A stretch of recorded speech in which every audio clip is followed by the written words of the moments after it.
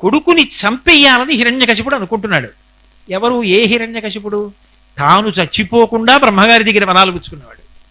పిల్లవాడిని చంపడం కష్టమా? ఆయనే ఒకరోజు అంతఃపురంలో ఏకాంత మందిరంలో కూర్చుని తల బాదుకుని ఏడ్చాడు.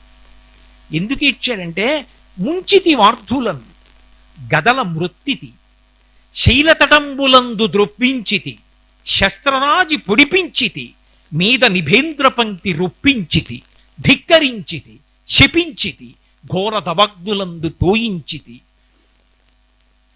పెక్కుపాట్ల అలయించితి, చావడిదేమి చిత్రమో.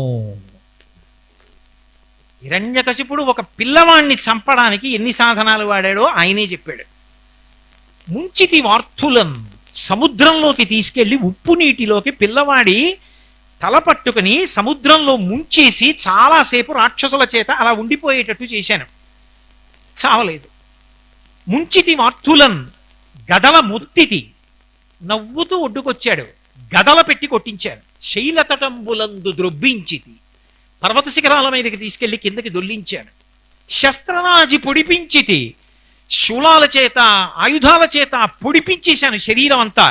మీద నిభేంద్ర పంక్తి రొప్పించితి, ఏనుగుల చేత తొక్కించేశాను.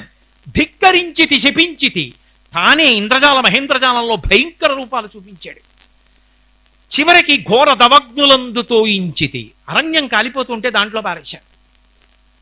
చావడిదేమి చిత్రమో, పిక్కుపాట్లను లయించితి. ఇన్ని చేసినా చావడేమిటి? తాను చచ్చిపోకూడదని బెంగ పెట్టుకుని వరాలు పొందాడు. తన కొడుకుని చంపలేకపోతున్నానని ఏడుస్తున్నాడు. విచిత్రం ఏమిటంటే, దేవతలు ఈ విషయం అడిగారు శ్రీ మహావిష్ణువు. మీరు ఎప్పుడు వస్తారు, హిరణ్యకశిపుడిని ఎప్పుడు చంపుతారన్నారు. అంటే ఆయన అన్నాడు, అలా మీరేదో చెప్పారని వచ్చి చంపేయడం నాకు అలవాట్లేదు. కొన్ని తప్పులు చేస్తే వస్తా, వచ్చి అవతల వాణ్ణి పీచమణి చేస్తా. ఎప్పుడు వస్తానో తెలుసా?